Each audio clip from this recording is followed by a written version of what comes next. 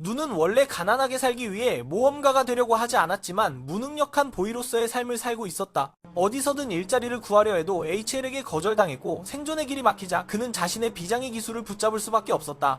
자신의 유일한 검수를 14년 동안 연마하여 결국 태양계에서 가장 강력한 검사가 되었고 원하는 어떤 여자도 매료시킬 수 있는 힘을 갖게 되었다. 모든 일은 누가 아버지가 남긴 모험가의 수첩을 발견하면서 시작되었다. 어릴 적 아버지는 그 수첩에 대해 자주 이야기해주곤 했다. 어머니는 돌아가시기 전에 아들이 진정한 삶을 살기를 바랐다. 좋아. 그래서 누는 모험가가 되겠다는 꿈을 쫓기로 결심했다. 다음 날 그는 부모님을 위해 향을 피우고 수도로 가서 길드를 찾았다. 도착하자마자 등록하고 싶다고 말했지만 길드장은 그를 경멸스럽게 쳐다보았다. 하지만 그는 누이 상황에 마음이 없는 사람은 아니어서 누에게 어떤 기술을 배워야 한다는 조건으로 기회를 주기로 했다. 누는 검사가 되기 위해 학원에 등록했지만 몇 달 후 스승인 지크가 그에게 그만두라고 단호하게 권했다. 그는 그동안 단 한 가지 기술인 방어만 배웠기 때문이다. 그럼에도 불구하고 누는 포기하지 않고 마법학원으로 가서 다른 기술을 배우기를 희망했지만 결과적으로 몇 가지 기본 마법만 배우고 쫓겨났다. 결국 그는 길드장에게 돌아갔고 길드장은 그의 기술 이력서를 보고 얼굴이 창백해졌다. 다른 주인공들과 비교해도 이렇게 형편없는 경우는 없었다. 어쩔 수 없이 누는 고향으로 돌아가 자신의 유일한 방어 기술을 연마하는데 모든 시간을 쏟았다. 장면이 전환되고 14년이 흘렀고 그는 한 번의 호흡으로 1000개의 검을 막을 수 있는 경지에 도달했다. 그래서 그는 다시 수도로 가서 운을 시험해보았다. 이번에는 여성 접수원과 마주쳤다. 성적표를 보고도 그녀는 여전히 고개를 저었다. 다른 사람들은 최소한 한두 가지 기술이 있었지만 누는 14년 동안 단 하나만 가지고 있었다. 방어를 잘한다고 해도 그저 방어일 뿐 공격은 전혀 할 줄 모른다. 그때 길드장이 지나가다가 누를 알아보고 함께 술을 마시러 갔다. 누는 긴 시간 동안 연습한 이야기를 했다. 그의 기술을 다시 보며 길드장은 사실 도시에서 자비를 전문으로 하는 하급 직책이 있다고 말했다. 그곳은 임무를 수행할 수 없었다. 누는 이 말을 듣고 매우 기뻐하며 즉시 동의했다. 드디어 그는 합법적인 모험가가 될 수 있었다. 몇 주 후 누는 건설회사에서 일을 마치고 근처 던전에서 비명소리를 듣고 달려갔다. 그는 공주 리니지어 마법에 의해 묶여있는 것을 발견했고 기사들은 거대한 마이너가 공주를 베어내려는 것을 막고 있었다. 순식간에 그 괴물은 기사단을 무너뜨리고 시체를 여기저기 흩뿌렸다. 괴물이 린을 처치하려 할 때 누는 대충 검을 집어들고 괴물의 눈에 돌을 던졌다. 괴물은 미쳐서 누의 가슴을 들이받았지만 누는 가볍게 막아내어 그 무게가 벽에 부딪히게 했다. 괴물은 다시 일어나 공격을 시도했지만 마법의 반지 덕분에 린에게 시선이 돌아가서 다시 달려갔다. 누는 가벼운 발걸음 기술을 사용하여 마지막 순간에 공격을 막았다. 그의 검은 두 동강이 났지만 그는 모든 공격을 막아내었고 결국 괴물의 칼날이 스스로 목을 베게 만들었다. 린은 그에게 감사하며 정보를 요청하려 했지만 누는 일부러 신비로운 태도를 취하며 그녀에게 알 필요 없다고 말하고 기사들이 지원하러 오는 것보다 먼저 떠났다. 잠시 전사들을 기리기 위해 묵념한 후 호위기사 이네스가 드래곤 기사를 데리고 돌아와 린에게 궁으로 돌아가자고 제안했다. 롱홍! 너는 마지막 순간에 공격을 막기 위해 속도를 높였다. 비록 너의 검이 반으로 부서졌지만 너는 모든 배기를 막아냈다. 결국 도끼의 날이 뒤로 튕겨져 나가면서 괴물이 스스로 목을 베었다. 린은 너에게 감사하며 정보를 요청하려 했지만 누가 일부러 신비로운 태도로 그녀에게 알 필요 없다고 말한 후 기사들이 지원을 오기 전에 떠났다. 잠시 전사들을 추모하기 위해 묵념한 후 호위기사 이네스가 드래곤 기사를 데리고 돌아와 린에게 왕형이 있으니 궁으로 돌아가라고 제안했다. 올라! 그녀의 형이 기다리고 있어. 다음날 렌은 드래곤을 불러 미노토 사건에 대해 이야기했다. 그는 누군가가 소환했을 것이라고 의심했다. 그 생물은 원래 던전의 가장 깊은 층에서만 살기 때문이다. 드래곤은 마법사 오켄이 소환 반지를 살펴보았고 그것이 마법 제국 델리다트에서 온 것이라고 확인했다. 알은 범인을 짐작한 듯 찡그렸다. 그는 그 전사에 대한 정보를 더 물었다. 미노토를 혼자 처치한 전사에 대한 정보는 정보부에서 아무것도 수집하지 못했다. 그들이 머리를 싸매고 있는 동안 누는 느긋하게 길드에 돌아왔다. 길드장은 어제부터 악마 소식이 들려서 그를 보지 못해 매우 걱정하고 있었다. 사실 누는 누군가가 자신을 지켜보고 있다는 것을 느껴서 일찍 집으로 돌아온 것이다. 길드장은 이 소가 매우 강하다는 소문을 듣고 A급 정도는 되어야 할 것 같아서 그것을 처치한 자는 분명 대단한 인물일 것이라고 생각했다. 반면 누는 순진하게도 자신이 농장에서 소를 자주 보았기 때문에 미노토도 단순히 이상한 풀을 먹는 소일 뿐이라고 생각했다. 길드장은 누에게 보수를 주려고 했지만 린이 갑자기 나타났다. 그녀는 특별한 기술을 사용하여 누가 방금 말한 것을 찾아냈다고 말했다. 그녀는 그들과 따로 이야기를 나누고 아무도 그들을 찾지 못하도록 숨기는 마법을 사용할 것이라고 했다. 누는 완전히 이해하지 못하고 왜 길드가 이렇게 긴장하고 있는지 전혀 알지 못했다. 그녀가 왕국의 공주라는 것도 깨닫지 못했다. 길드장은 그를 끌어당기며 실수로 무언가를 말하지 않도록 조심하라고 당부했다. 린은 도시 사람들을 대표하여 누에게 감사하다고 전하고 싶어 했지만 누는 여전히 도대체 무슨 일이 그렇게 큰 것인지 이해하지 못했다. 그에게는 어제 이상한 풀을 먹은 소와의 전투는 사소한 일이었기 때문이다. 심지어 그는 방해한 것에 대해 사과하기까지 했다. 린은 아마도 강력한 마법을 준비하고 있었던 것 같았다. 린은 누를 왕에게 만나러 가자고 초대했다. 누는 예의 바르게 거절하며 그녀에게 보답할 필요가 없다고 고집했다. 린은 점점 감동하며 누에게 꼭 무언가를 해주고 싶어 했다. 결국 누는 아버지를 만나기로 동의했지만 그녀에게 더 이상 아무것도 주지 말아달라고 부탁했다. 잠시 후 그들은 궁전에 도착했다. 누는 거대한 저택 앞에서 몸이 굳어버렸고 린과 함께 안으로 들어갔다. 가는 길에 그들은 이네스를 만났고 린은 누가 자신의 목숨을 구해준 사람이라고 소개한 후 아버지가 어디에 있는지 물었다. 이네스는 린에게 인사하며 왕이 왕자와 회의 중이라고 전하고 누를 노려보았다. 그들이 멀리 가지도 못했을 때 그는 또 다른 인물과 마주쳤다. 듀 보트라는 자칭 잘생긴 기사로 누를 보자마자 창을 그의 얼굴에 겨누며 어떤 고수인지 알고 싶어 했다. 린은 그녀의 손님에게 그렇게 행동하는 것은 잘못된 것이라고 그를 꾸짖었지만 그래도 누를 데려가기로 결정했다. 렌은 클라이 왕을 만나러 갔고 두 사람은 델리다트 제국이 미노토 사건 뒤에 있다고 의심하고 있었다. 그들은 이전에 지하의 유물에 접근하는 것을 거부당했기 때문에 지금은 전쟁을 일으킬 구실을 찾고 있었다. 그때 린이 누와 함께 들어오자 모든 사람들이 무릎을 꿇었다. 오직 누만이 태연하게 걸어가 왕에게 자신이 린에게 강제로 끌려왔다고 말했다. 클레이 왕은 누의 손을 꽉 잡고 감사하며 그에게 원하는 것이 있는지 물었다. 누는 항상처럼 모든 보상을 거절하며 충분히 가지고 있다고 말했다. 그러나 잠시 생각한 후 왕은 의자 뒤에서 무겁고 거대한 검을 꺼내 누에게 주었다. 누는 그 무게에 충격을 받았지만 린의 걱정스러운 눈빛을 보며 더욱 혼란스러워졌다. 그래서 그는 그 검이 보물이냐고 직접 물었다. 클레이 왕은 아무렇지도 않게 아니라고 답하며 임무를 수행하던 중에 길에서 주운 것이라고 말했다. 누는 그 말을 듣고 즉시 받아들이고 검을 휘둘러 보았다. 그러나 그는 그냥 임무 수행 중에 길에서 주운 것이라고 말했다. 누는 이를 듣고 바로 받아들이고 머리를 휘둘러 테스트했다. 티안, 한 손으로 누가 왕좌의 방의 모든 유리창을 깨뜨릴 뻔했다. 린과 이네스는 마음속에서 기절했고 렌과 루버트는 말문이 막혀 믿을 수 없었다. 클레이 왕은 이 아들이 괜찮은 것 같아 린을 위해 선생님이 되어달라고 부탁했다. 누의 입버릇은 항상 거절하는 것이었다. 그는 누구에게도 강요하고 싶지 않았고 특히 린에게는 더욱 그랬다. 왕은 그렇게 말하니 그를 떠나보내기로 했다. 인생에서 처음으로 좋은 물건을 주고 누가 그것을 활용할 방법을 생각한 것은 가축을 먹여보는 것이었다. 잠시 후 이네스는 누에게 사과하기 위해 찾아왔다. 그녀는 단지 린과 그녀의 가족을 보호하고 섬기고 싶었던 책임감 때문이었다. 그녀는 이때 누의 진짜 이름을 알게 되었지만 누의 이름을 들었을 때 이네스는 약간 멈칫했다. 그녀는 다시 한번 누에게 감사하며 필요할 때 도와주겠다고 약속했지만 다음에는 왕과 제대로 대화하라고 몇 마디 경고하는 것도 잊지 않았다. 이네스가 떠나자 루버스가 나타나 누와 결투를 요구했다.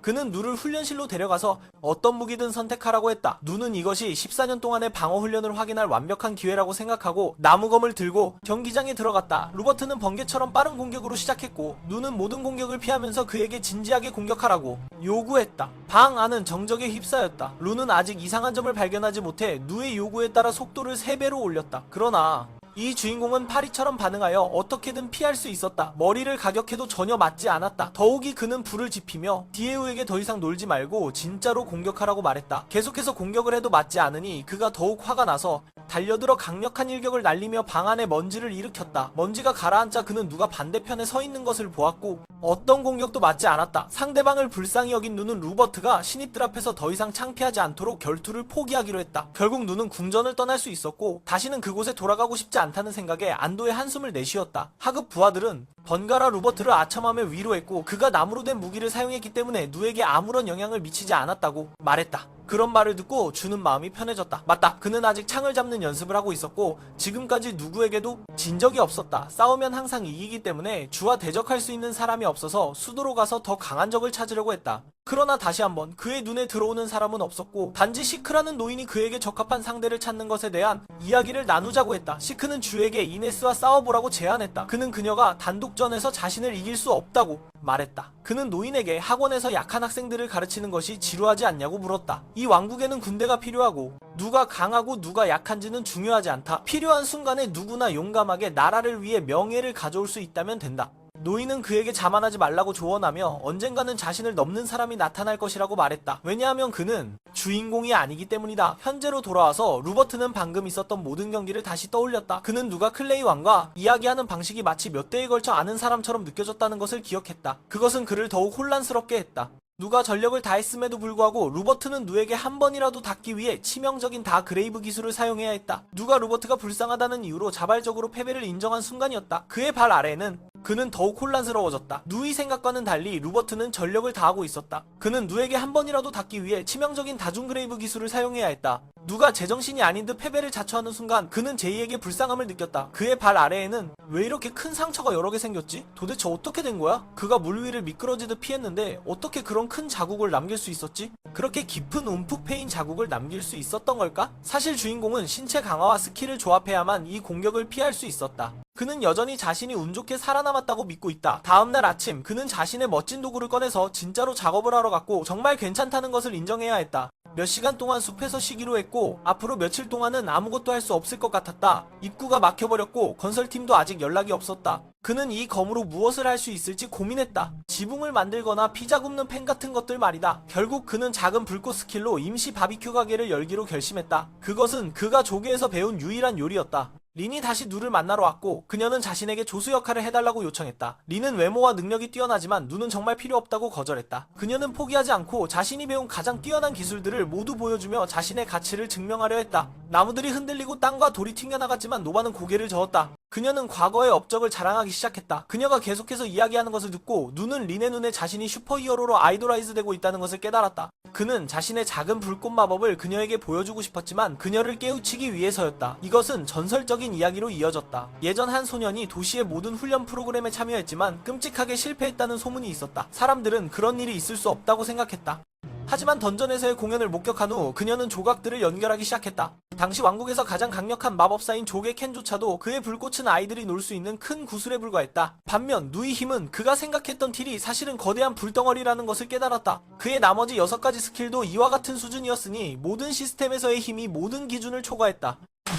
세상에, 그런 고수 앞에서 그녀가 그렇게 떠들어댔다는 것은 믿기지 않았다. 이번에는 산에 올라가서 계속 지내야 할 것 같았다. 그런데 그런 이유로 평범한 삶을 선택할 수 있을까? 그녀는 결심을 하고 자존심을 내려놓고 자신의 역할을 높이기로 했다. 누를 24시간 내내 따라다니며 그가 자신을 제자로 받아들이도록 할 것이다. 집에서 알은 멍하니 생각에 잠겼고 클레이가 누 같은 불명의 인물에게 그 검을 준 이유를 이해하지 못했다. 렌은 몇 년 전 모험가였을 때 클레이가 육성의 성과 함께 던전의 가장 깊은 층에 갔던 기억을 떠올렸다. 그는 그 유물을 찾기 위해 많은 세월을 보냈다. 그 검은 신비로운 물질로 만들어졌고 그가 아는 어떤 금속보다도 단단했다. 가장 뛰어난 대장장이와 마법사조차도 긁기만 하내지 못했다. 그러나 그 위에는 설명할 수 없는 움푹 패인 자국들이 남아있었다. 이는 그 검이 더 끔찍한 것에 의해 손상되었음을 의미했다. 그런 강력한 무기를 렌의 아버지가 쉽게 낯선 사람에게 넘길 수 있었다는 것은 그가 이 남자에게 전적으로 신뢰를 걸었다는 것을 보여준다. 알겠어. 그렇다면 나도 너에게 기대를 걸어볼게. 어쩌면 이 캐릭터가 위기 상황에서 뭔가를 해낼지도 모르니까. 린은 여전히 누를 따라다니며 이렇게 계속하는 것은 좋지 않다고 생각했다. 설명할수록 더 혼란스러워졌다. 그러니 아침을 먹고 나서 구직을 하러 가기로 했다. 자신이 압박을 받고 있다는 것을 느끼며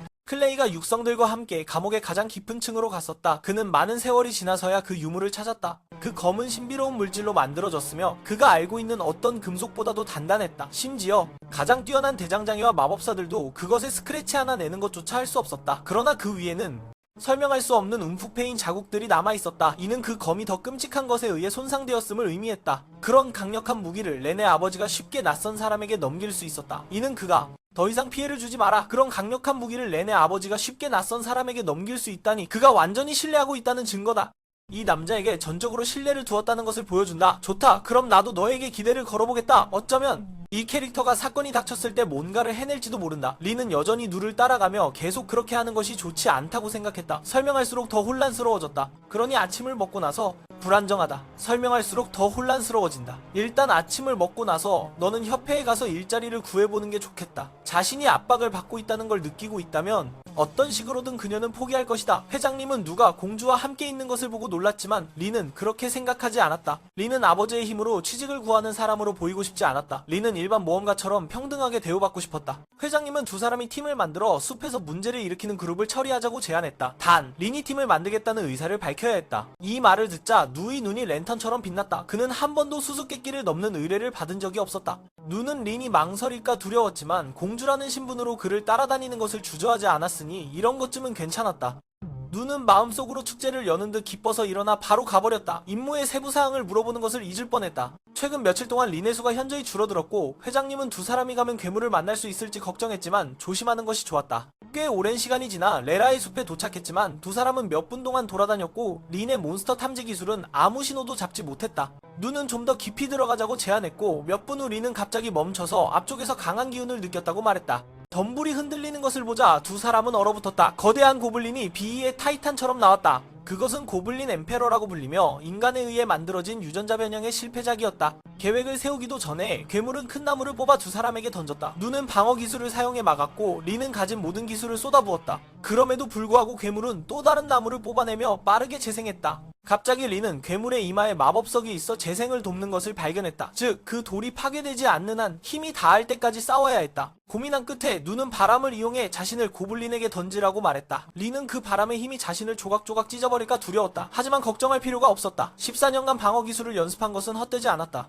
그렇게 린은 바람의 기술을 활성화해 누를 총알처럼 날렸다. 누는 끔찍한 속도에 기절할 뻔했지만 마지막으로 한 번 더 휘두르기 전에 검으로 이마에 마법석을 쳐내기 위해 힘을 썼다. 괴물은 통제력을 잃었고 린은 바로 그 마법석을 잡았다. 누는 그녀에게 괴물을 빨리 처치해달라고 부탁하며 고통이 의미 없게 계속되지 않도록 하라고 말했다. 그래서 그녀는 고블린을 불로 익혔다. 렌은 마침 고블린 엠페러에 대한 정보를 팀에 전달받았다. 그들은 마법석이 미드라 성국에서 유래했을 가능성을 의심하고 있었다. 이 말을 듣고 렌은 더욱 혼란스러워졌다. 현재 강력한 마법사들이 있는 만큼 그런 것이 오래전에 발견되었어야 했다. 그들이 논의하는 동안 누와 린은 회관으로 돌아가 보고 했다. 회장님은 누가 린을 위해 목조각처럼 서 있었다고 생각했다. 하지만 누의 설명을 듣고 그는 그들이 만난 고블린이 평범한 것이 아닐 것이라고 의심했다. 그는 증거를 보여달라고 요구했다. 최소한 시체라도 가져와야 했다. 하지만 모든 것이 완전히 불타버렸다. 왕국의 상황은 점점 더 복잡해지고 있었다. 시민들은 수도에서 이상한 일이 발생하고 있다는 신고서를 제출하기 시작했다. 마법제국의 악령들이 침투 계획을 시작했을까 두려워하며 그는 즉시 핵심 멤버들을 파견해 영향을 받은 지역을 조사하도록 했다. 동시에 육성 성직자도 호출했다. 그럼에도 불구하고 렌은 마음속으로 더욱 불안해졌다. 아무도 다가오는 피해의 정도를 알지 못했다. 누와 린은 첫 번째 임무의 보상으로 얻은 돈으로 성대한 만찬을 하기로 결정했다. 누는 린이 고기를 씹어먹는 모습을 보며 그녀가 자신을 침대까지 따라오려는 것인지 궁금해했다. 그것을 빨리 끝내야 한다. 그렇지 않으면 불필요한 고통을 겪게 된다. 그래서 그녀는 고블린을 끓여서 요리했다. 렌은 마침 정보팀으로부터 고블린 엠페러에 대한 이야기를 들었다. 그들은 그 마석이 미드라 성국에서 유래했을 가능성을 의심하고 있었다. 이 말을 들은 누는 더욱 혼란스러워졌다. 현재 강력한 마법사들이 있는 상황에서 그런 것이 오래전에 발견되었어야 했다. 그들이 논의하는 동안 누와 린은 보고를 위해 회관으로 돌아갔다. 회장님은 누가 린을 위해 단순히 허수아비 역할을 하고 있다고 믿었다. 그러나 누의 설명을 통해 그는 그들이 만난 린의 형태가 평범하지 않다고 의심했다. 그는 증거를 보여달라고 요구했다. 린에게. 하지만 누의 설명을 통해 그는 그들이 만난 린의 형태가 평범한 것이 아닐 것이라고 의심했다. 그는 보여달라고 요청했다. 최소한 시체라도 가져와야 했다. 그러나 모든 것이 완전히 불타버렸다. 왕국의 상황은 점점 더 복잡해지고 있었다. 시민들은 수도에서 발생하는 이상한 일들에 대한 신고서를 제출하기 시작했다. 마도 제국이 침입 계획을 시작했을까 두려워하며 그는 즉시 핵심 멤버들을 파견하여 영향을 받은 지역을 조사하게 했다. 동시에 육성에게도 요청했다. 그럼에도 불구하고 렌의 마음속은 더욱 불안해졌다. 왜냐하면 점점 더 복잡해지고 있다. 시민들은 수도에서 일어나는 이상한 일들에 대한 신고서를 제출하기 시작했다. 제국의 마도사들이 침투 계획을 시작했을까 두려워하며 그는 즉시 핵심 멤버들을 동원해 조사하도록 했다. 영향을 받은 지역을 조사하면서 동시에 육성에게도 연락을 했다. 그럼에도 불구하고 렌의 마음은 점점 더 불안해졌다. 아무도 다가오는 피해의 정도를 알지 못했기 때문이다. 누와 린은 첫 번째 임무의 보상으로 받은 돈으로 화려한 만찬을 하기로 결정했다. 누는 린이 고기를 씹어먹는 모습을 보며 그녀가 자신의 침대까지 따라오려는 것인지 궁금해했다. 화려한 만찬. 누는 린이 구운 고기를 씹으며 그녀가 자신을 침대까지 따라오려는 것인지 궁금해했다. 왜 그래? 하지만 아니야. 그녀는 궁으로 돌아가기로 결심했다. 누가 고맙다고 말하려고 했을 때 렌이 나타나 누에게 산으로 가는 준비를 하라고 했다. 누는 갑작스러운 요청에 어리둥절했지만 렌은 적절한 보수를 약속하며 자신만이 믿을 수 있는 사람이라고 강조했다. 다음날 아침 누는 마차에서 머리를 내밀었고 콰이치리는 마치 처음으로 상류사회의 삶이 어떤 것인지 알게 된 듯했다. 리는 갑작스러운 여행에 그를 끌어들인 것에 대해 죄책감을 느꼈다. 하지만 치우후이처럼 누는 이런 문제에 별로 신경 쓰지 않았고 돈만 있으면 모든 것이 괜찮았다. 출발하기 전에 렌은 그들에게 산에서 소식을 기다리라고 당부했다. 만약 모든 것이 괜찮다면 수도로 돌아가고 그렇지 않으면 미드라 성국으로 계속 가야 한다고 했다. 그는 이네스도 함께 가야 한다고 요구했으며 주된 목적은 그녀가 린방을 돌보는 것이었다. 왕도가 델리다트의 손에 의해 파괴될 때를 대비해서였다. 잠시 후 누는 나무 그늘 아래에서 쉬고 있었고 이네스는 그를 데려간 것에 대해 미안함을 느껴 사과하러 가고 싶어 했다. 누는 왜 모두가 이 일로 긴장하는지 이해하지 못했다. 그에게는 그저 여행일 뿐이었고 그냥 뛰어다니면 되는 것 아닌가? 하지만 이네스는 그가 뛰어갈 필요 없다고 말했다. 그녀는 신의 방패 스킬을 가지고 있어서 거의 파괴할 수 없는 힘의 방패와 같은 것이었다. 그러니 계산해보면 청년 주버트와 이네스는 모두 국가급 괴물인 셈이다. 누는 단지 한 마리 고블린을 처치할 수 있을 뿐이었다. 반면 그가 처치한 괴물은 아마도 여러 마리 괴물의 힘을 합친 것과 같았다. 그렇게 칭찬을 받았지만 이네스는 자신이 가진 것을 재능이라고 생각하지 않았다. 그녀는 고아원에 있을 때의 시간을 떠올렸다. 그녀는 실수로 친구를 다치게 했었다. 다행히도 성스러운 치료사가 제때 구해주었다. 심지어 오크 마법사도 그녀가 가진 능력이 한 나라를 멸망시킬 수 있다고 말했다. 성스러운 방패 단단은 그녀를 받아들이고 수년간 훈련시켜 힘을 통제할 수 있게 해주었다. 며칠 전 그녀가 누이 이름을 듣고 놀란 이유도 바로 그 때문이었다. 그는 어려운 보스를 처리할 때마다 누이 이름을 자주 입에 올렸다. 그래서 그녀는 누를 그렇게 중요하게 여기는 단단히 이해가 가지 않았다. 그리고 누가린과 함께 궁에 나타났을 때 그녀는 비로소 이해하게 되었다. 몇 시간 후 일행은 계속해서 길을 나섰다. 하지만 루는 갑자기 들판에서 이상한 흔적을 발견했다. 이네스는 처음에는 신경 쓰지 않았지만 리가 그 흔적이 여전히 움직이고 있다고 보고하자 그녀는 즉시 차를 멈추라고 요청했다. 그녀는 마법으로 마력을 드러내어 위장을 벗겨내고 거대한 검은 용을 드러냈다. 동시에 괴물들이 수도 곳곳에 나타나기 시작했고 클라이레는 즉시 시민 대피 명령을 내렸다. 전투는 군단과 성전사들에게 맡겼다. 델리드는 농담이 아니었다. 그는 도시를 파괴하기 위해 힘을 나누고 있었지만 개인적으로는 린을 더 걱정하고 있었다. 들판에서는 로로라는 소년이 검은 용과 함께 있었고 린의 마법이 발동되자마자 쓰러졌다. 누는 이 소년을 보호하기 위해 뛰어나갔지만 이네스는 돌아오라고 소리쳤다. 이네스는 린에게 그 소년이 누구인지 알아보라고 마법을 사용하라고 했고 그녀는 그가 마족이라는 사실에 충격을 받았다. 렌이 예전에 말했던 것처럼 그는 특수한 능력을 가진 반인종으로 괴물의 마음을 자유롭게 조종할 수 있는 능력을 가지고 있었다. 이들은 성국 미드라를 멸망으로 이끌었던 존재들이다. 본래 이 마족은 인간에 의해 멸종될 정도로 사냥당했지만 후손이 여전히 남아있는 것 같다. 아마도 그 역사 때문에 로로가 검은 용을 수도로 데려온 것일 것이다. 그 용은 검은 연기를 뿜어내어 누를 즉시 중독시켰다. 그의 몸은 생명력을 빼앗기듯 모든 구멍에서 액체가 흘러나오기 시작했다. 리는 구하러 달려갔지만 이네스가 막았다.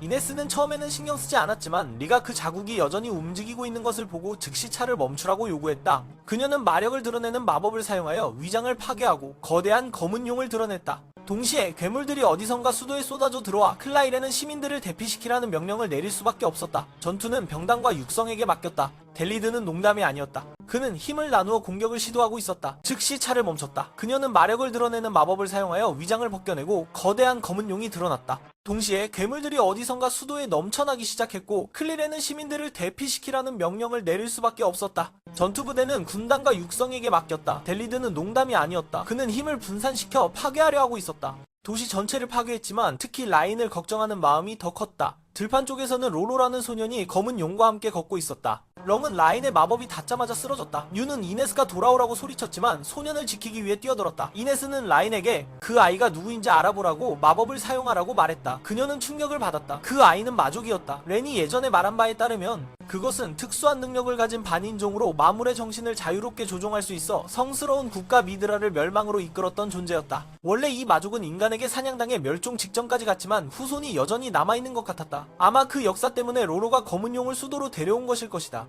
용은 짙은 검은 연기를 내뿜어 뉴를 즉시 중독시켰다. 그의 몸은 생명력이 고갈된 듯 모든 구멍에서 액체가 흘러나오기 시작했다. 리는 구하려고 달려갔지만 아이네스가 막았다. 그의 몸은 모든 구멍에서 액체가 흘러나오며 생명력을 잃어가는 듯했다. 리아는 구하러 달려갔지만 이네스가 막았다. 아무도 그를 가까운 거리에서 검은 용의 독에 맞고 살아남다. 충분히 나쁘지 않은 것처럼 그 용은 또다시 입을 벌리고 다음 분출을 준비하고 있었다. 이네스는 린을 감싸는 방패를 펼치고 약속을 지키지 못해 미안하다고 다에게 바라보았다. 하지만 용의 발톱 중 하나가 방패를 강타한 후 그녀는 다시 돌아보았고 누가 여전히 전투에 뛰어들고 있는 것을 보았다. 이제야 그녀는 단도 누가 그를 그렇게 높게 평가했는지 이해하게 되었다. 몇 분 더 버티고 나서 누는 결국 튕겨져 나가며 들판에 쓰러졌다. 그는 속으로 생각했다. 이번에는 아마 부모님을 다시 만날 것 같다고. 수년 전 롤로와 많은 마족들이 감옥에 갇혀 평생을 축축하고 어두운 구석에서 살아야 했다. 그들은 곰팡이 핀 빵과 경비원이 주는 어떤 것들로 생존했다. 한번 모두가 음식을 두고 다투고 있을 때 롤로는 경비원을 너무 오래 쳐다보았다. 그래서 그는 그 소년을 다른 방으로 끌고 가서 몇 시간 동안 발로 차고 때렸다. 롤로는 자신이 무엇을 잘못했는지 몰랐지만 물어볼수록 그 병사는 더욱 화를 냈다. 그는 롤로 같은 존재는 입을 열 권리가 없다고 말하며 그의 얼굴을 샌드백으로 사용했다. 때린 후 그는 롤로를 차가운 돌바닥에 며칠 동안 방치해두었고 음식도 없이 아무도 그를 걱정하지 않았다. 점차 롤로는 인간의 증오에 익숙해졌다. 그 소년은 지쳐가는 사람들의 분노를 위해 끌려나왔다. 점점은 롤러가 상대방의 마음을 읽는 능력이 있다는 것이 발견되었을 때 폭력이 새로운 차원으로 치솟았다. 그러던 중 한 병사가 찾아와 롤러에게 검은 용을 주며 그것을 사이 왕국까지 호위하라는 명령을 내렸다. 대가로 마족들은 더 나은 대우를 받을 수 있었지만 실패하면 그가 겪었던 것보다 더 잔인하게 구타당할 것이었다. 롤러는 더 이상 방법이 없었고 고개를 끄덕일 수밖에 없었다. 밀밭을 가로질러가는 도중 린의 마법이 우연히 방어막을 파괴하여 용이 통제를 잃고 롤러를 즉시 기절시켰다.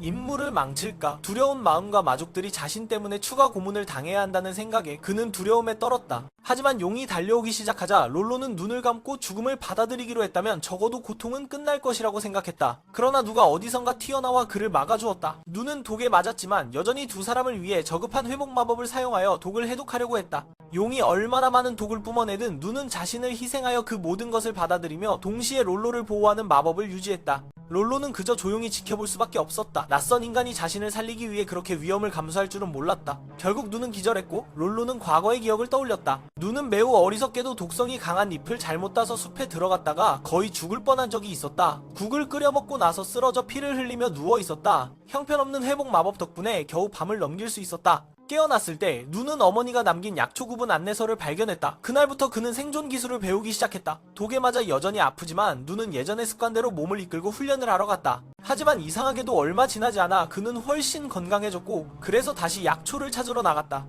며칠 전 자신을 천국으로 보낼 뻔한 독꽃을 보자 그는 독사에게 물려버렸다. 눈은 다시 쓰러졌고 이번에는 정말로 죽을 줄 알았다. 그러나 몇 분 후 그는 아무 일도 없었던 것처럼 일어났다. 몇 시간 후 그는 자신을 물었던 뱀을 구워 저녁으로 먹었고 그제야 자신의 몸이 변이 된 것 같다는 것을 깨달았다. 독을 먹고 독에 익숙해지면서 눈은 이제 뱀에게 다시 물리기 위해 한계를 실험하기 시작했고 메뉴를 전부 독이 있는 생물로 바꾸었다. 그렇게 몇 달이 지나자 그는 거의 모든 종류의 독에 면역이 된 것을 깨달았다. 뉴는 중독되었지만 여전히 두 사람의 독을 치유하기 위해 저급한 회복 마법을 사용하려 했다. 용이 내뿜는 독을 뉴는 감수하며 받아들이고 동시에 소년을 보호하는 마법을 유지했다. 롤러는 그 모습을 지켜보며 자신을 살리기 위해 한 인간이 이렇게까지 할 줄은 몰랐다. 결국 뉴는 기절하며 몇 년 전의 기억이 떠올랐다.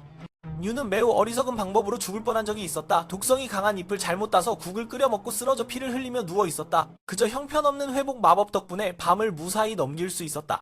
깨어났을 때 뉴는 어머니가 남긴 약초 구분법 책을 발견했다. 그날 이후로 그는 생존 훈련을 시작했다. 독에 중독된 몸이 여전히 아팠지만 뉴는 예전처럼 몸을 이끌어 훈련을 계속했다. 구할 수 없었다. 엉망인 회복 마법 덕분에 그는 밤을 무사히 넘길 수 있었다. 그가 깨어났을 때 눈은 어머니가 남긴 약초 구분 안내서를 발견했다. 그날 이후로 그는 생존 기술을 배우기 시작했다. 여전히 몸이 아프지만 하지만 이상하게도 잠시 후 그는 훨씬 건강해졌고 다시 약초를 찾으러 나섰다. 며칠 전 자신을 천국으로 보낼 뻔한 독꽃을 보자마자 화신이 미즈 동공지 자신을 찾으러 보도마자다 그는 독사에게 물렸다. 뉴는 다시 쓰러졌고 이번에는 정말 죽을 것 같았다. 그러나 몇 분 후 그는 아무 일도 없었던 듯 일어났다. 몇 시간 후 그는 자신을 물었던 뱀을 구워 저녁으로 먹었다. 그리고 자신의 몸이 변이된 것 같다는 것을 깨달았다. 독을 먹고 독에 익숙해지면서 뉴는 한계 실험을 시작했고 뱀에게 다시 물리기를 시도했다. 식단을 전부 독성이 있는 생물로 바꾸었다. 그렇게 몇 달이 지나자 그는 거의 모든 종류의 독에 면역이 되어 있음을 깨달았다. 그의 몸이 변이된 것 같았다. 독을 먹고 독으로 죽이는 것이 익숙해지면서 눈은 한계를 시험하기 시작했다.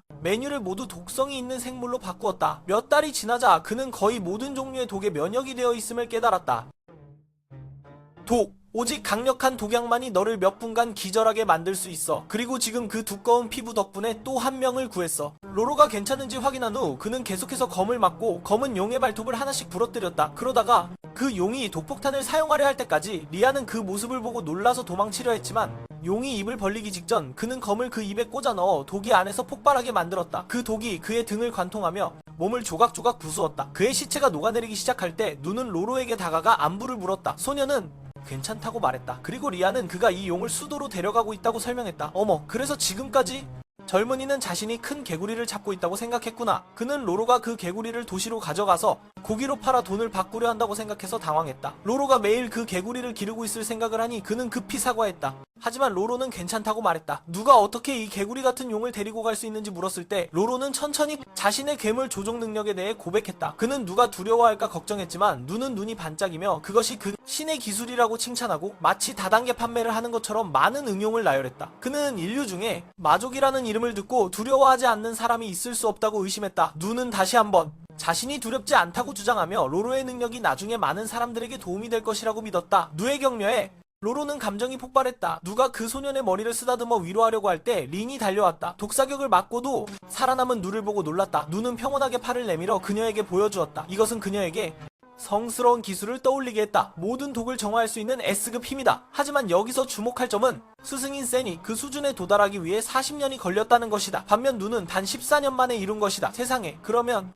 이 병신 같은 14년이 그렇게 적은 것인가? 처음에는 이네스와 린이 로로의 마족 신분 때문에 여전히 조심스러웠다. 하지만 누는 로로를 마차에 태우자고 제안했고 두 소년은 반대했다. 이네스가 로로의 태도와 두려운 눈빛을 자세히 보았을 때 그녀는 그 소년이 노예라는 것을 확신했다. 린도 그를 소문만으로 판단하고 있다는 것을 깨닫고 마음을 바꿔 누이 편에 섰다. 그럼에도 불구하고 이네스는 로로를 신국 미드라에 데려가지 말라고 조언했다. 그곳은 마족의 입국을 금지하고 있다. 그들이 논의할 새도 없이 한눈이 가려진 용병 쥐가 나타나 로로에게 임무를 완수하지 않았냐고 물었다. 누가? 그가? 사이로로 간 사람인지 물었을 때 자두는 그가 단지 고용된 사람이라고 말했다. 누가 대답할 새도 없이 자두가 공격해왔다. 누는 운 좋게 막아내며 그가 무슨 말을 하는지 물었다. 자두는 자신의 고용주를 돕기 위해 로로를 죽이고 시체를 가져가고 싶다고 말했다. 누는 모든 공격을 막아내었고 린은 그들의 속도를 따라잡을 수 없었다. 자두는 갑자기 누를 넘어 로로를 배려했지만 누는 재빨리 달려가 그의 검을 부러뜨리고 그를 멀리 튕겨냈다. 그는 잠시 생각한 후 먼저 누를 죽이기로 목표를 바꿨다. 하늘에서 내려치는 한 방에 누는 몇 미터 날아갔다.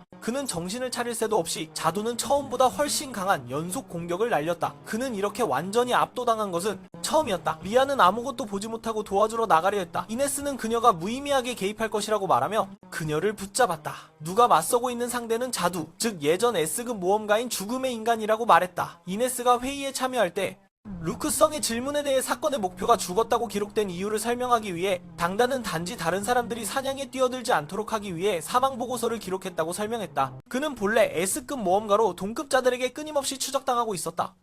부는 그렇게 말하자 피를 보며 싸우러 가고 싶어 했지만 다른 사람들은 젊은이가 떠들지 말라고 했다. 제이가 얼굴을 드러내자마자 쥐유와 함께 머리를 잃을까 두려웠다. 오케는 추가로 이야기했다. 구는 아주 어린 나이에 S급으로 올라서 잔혹함으로 모험의 정점에 올랐다. 시간이 지날수록 그는 항상 가장 높은 보수를 제안하는 쪽에서 돈을 받기 때문에 많은 사람들에게 사냥당하게 되었다. 결국 그는 한 계약을 수락하고 스스로 한 국가를 전멸시키면서 현상금이 엄청나게 증가했다. 그가 더 이상 사람들을 쓰러뜨리지 못하게 하기 위해 그들은 그가 죽었다고 발표해야 했다. 논밭으로 돌아온 자두는 누의 검이 뭔가 이상하다는 것을 깨달았다. 그의 모든 무기는 중량급이었지만 그 기형적인 나무 아래에서 부서졌다. 누도 보상을 하고 싶어 했지만 그는 필요 없다고 말했다. 그렇게 말한 후 그는 마지막 검을 공중으로 던졌고 그것은 수백 개의 은색 십자가로 부서져 누와 롤로에게 날아갔다. 누는 몸으로 방어했다. 이네스는 누가 오래 버티지 못할 것 같아 뛰어들고 싶어 했다. 하지만 린을 보호하겠다는 약속 때문에 그녀는 망설였다.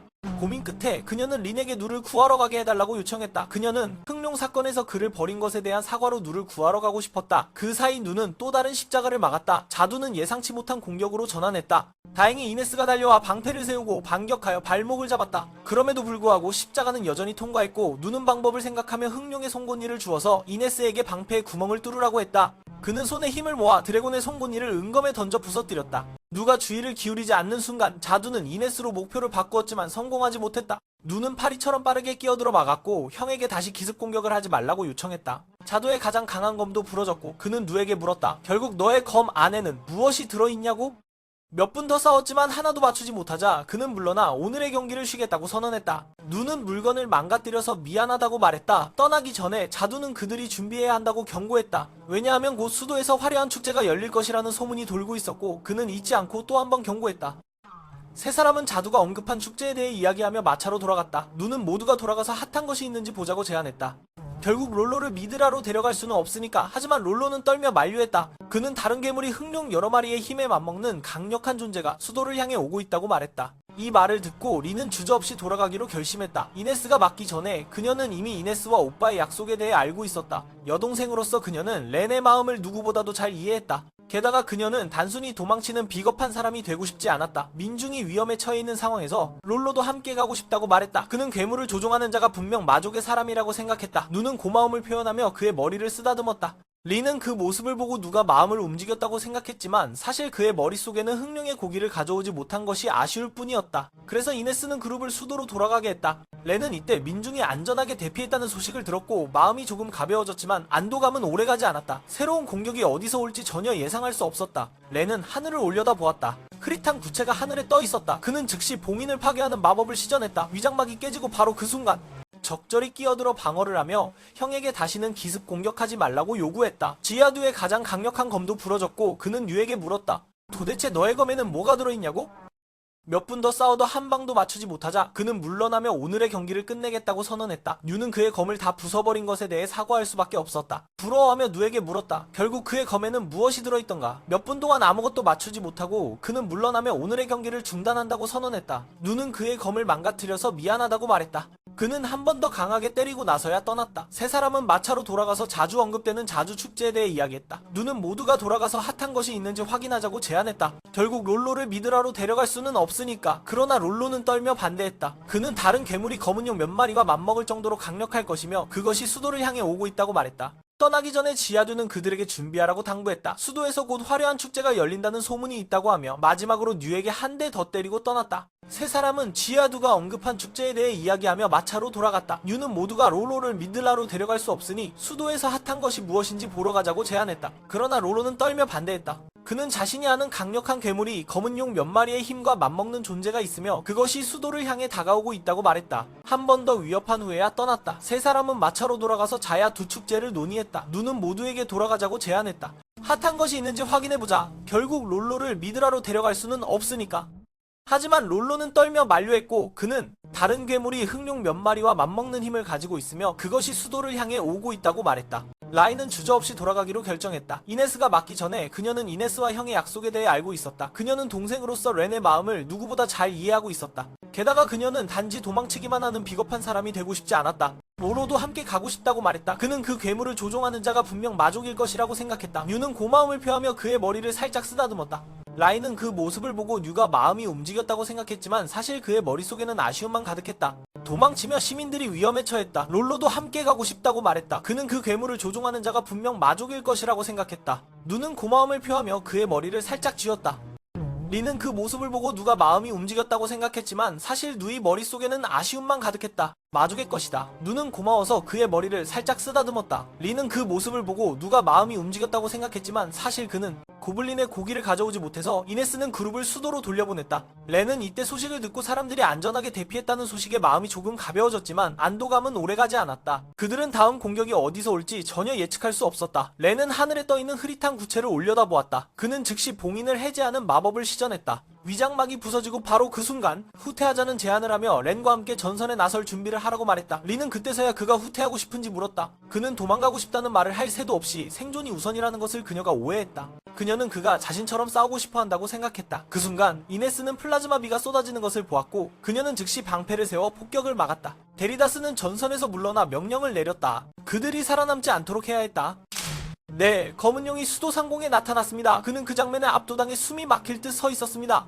핵롱레는 그 거대한 존재가 자신보다 1000배는 더 끔찍하다는 것을 깨달았습니다. 정확히 말하자면 재앙의 마룡이었습니다. 여러 해 전 누이 아버지는 그에게 용의 무서운 힘에 대해 가르쳤지만 누는 오히려 그저 멍청한 캐릭터들에 더 관심이 있었습니다. 아무리 강한 용의 날개짓 하나만으로도 살아남으려면 사람들은 얼마나 강해야 할까요? 현재로 돌아와서 누는 갑자기 마차에서 엄청난 힘이 발산되는 것을 느꼈습니다. 그는 린에게 말했지만 그녀가 믿기도 전에 재앙의 마룡이 성으로 곧장 날아오는 것을 보았습니다. 남아있는 주민들은 그 용이 착륙하는 것을 멍하니 바라보며 몇 번의 날개짓으로 집들을 날려버렸습니다. 그 장면을 보며 그는 거의 자제력을 잃을 뻔했습니다. 그는 데리다스 왕이 정말로 무엇이든 할 수 있는 사람이라는 것을 깨달았고 즉시 성 전체를 대피시키라는 명령을 내렸습니다. 그 사이에 육성은 여전히 끊임없이 괴물들을 나누기 위해 필사적으로 싸우고 있었습니다. 루버트는 클레이를 보호하기 위해 성으로 돌아가려고 했지만 클레이는 왕국에 대한 책임이 있기 때문에 도망치기를 거부했습니다. 이쪽에서 린도 더 이상 버틸 수 없었습니다. 그녀는 분명히 아버지와 오빠가 모두나마 길을 막아 사람들을 도울 것이라는 것을 알고 있었습니다. 하지만 두 사람은 명백히 마룡의 상대가 아니었습니다. 누는 반대로 처음으로 진짜 용을 보게 되어 흥분하여 도와주고 싶었습니다. 하지만 어떻게 도와줄지는 전혀 모르고 있었습니다. 누는 이 용일인 엠페러와 비슷하게 평범할 것이라고 생각하며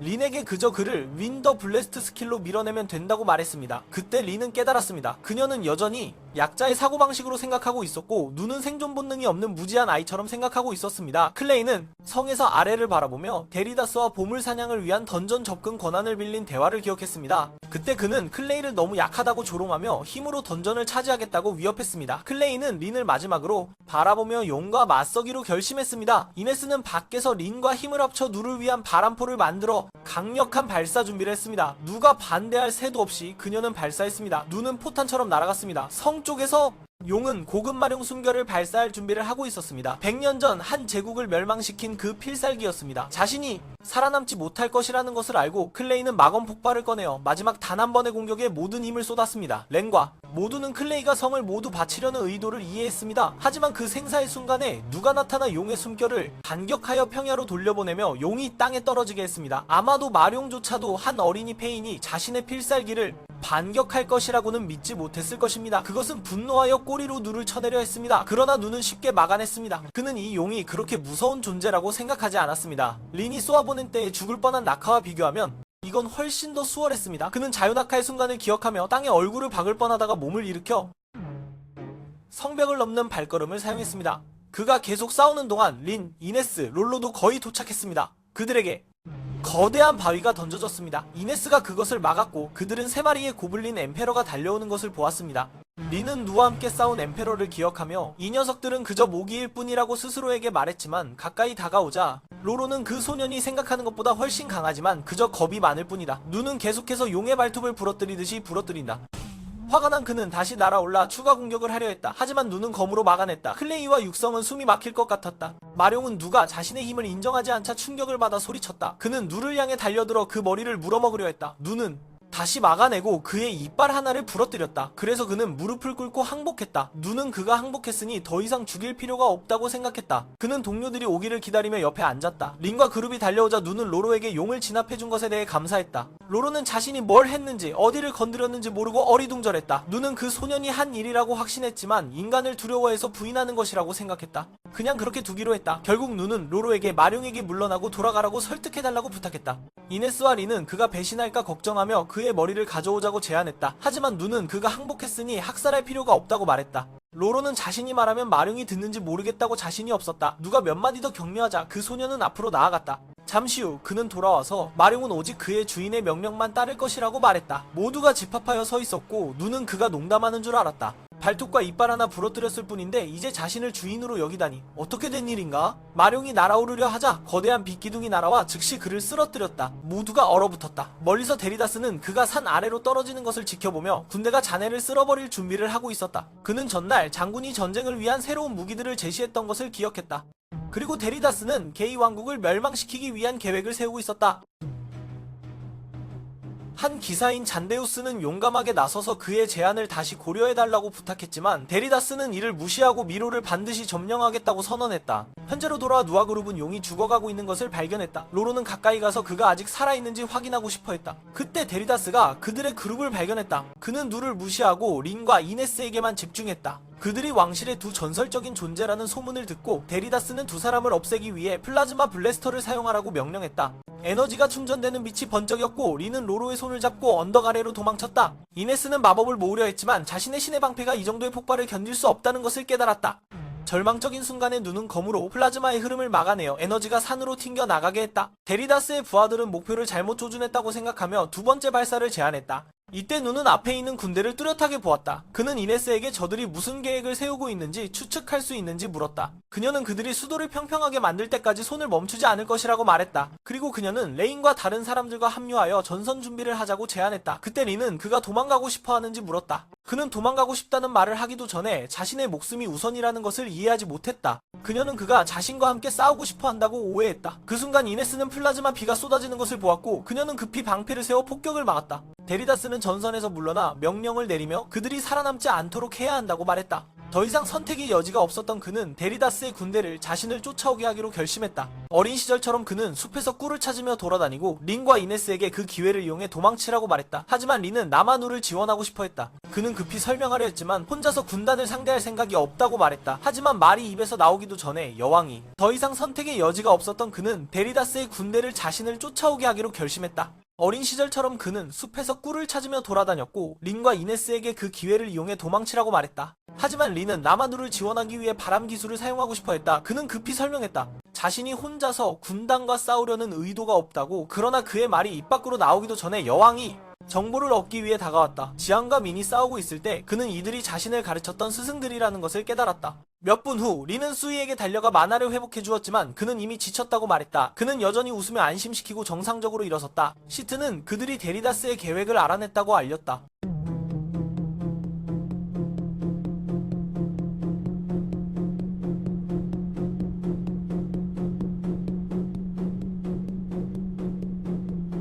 사실 방금 있었던 공격은 마지막 일격이었다. 데리다스는 전선에서 물러나 명령을 내렸다. 그들이 살아남지 않도록 해야 한다. 더 이상 선택의 여지가 없었던 그는 데리다스 군을 자신에게 유인하기로 결심했다. 어린 시절처럼 그는 숲에서 돌아다니며 꿀을 찾고 린과 이네스에게 그 기회를 이용해 탈출하라고 말했다. 그러나 린은 나마누를 지원하기 위해 바람 스킬을 사용하고 싶어 했다. 그는 급히 설명했다. 그는 혼자서 군단 전체와 싸울 생각이 없다고. 그러나 말이 입에서 나오기도 전에 여왕이 다른 생각을 하고 있었고 그는 데리다스 군을 자신을 쫓아오게 하기로 결심했다. 어릴 적처럼 그는 숲에서 꿀을 찾으며 린과 이네스에게 그 기회를 이용해 도망치라고 말했다. 하지만 린은 나마누를 지원하기 위해 바람 스킬을 사용하고 싶어 했다. 그는 급히 자신이 군단과 혼자 싸우려는 의도가 없다고 설명했다. 그러나 말이 입에서 나오기도 전에 여왕이 이 머리가 빠른 놈이 너를 하늘로 날려버렸어. 수많은 플라즈마 보스를 처리한 후 그는 바로 1000명의 병사들 앞에 착지했어. 그는 그들의 손에 있는 무기를 모두 쓸어버렸어. 데라트는 그 자리에 서서 무슨 일이 일어나는지 이해하지 못했어. 그가 군대를 돌며 남은 무기를 모두 파괴하기 시작했어. 그가 던진 검들이 하늘로 올라가 비처럼 떨어지기 시작했어. 이때 바이다스는 그를 제대로 보게 되었어.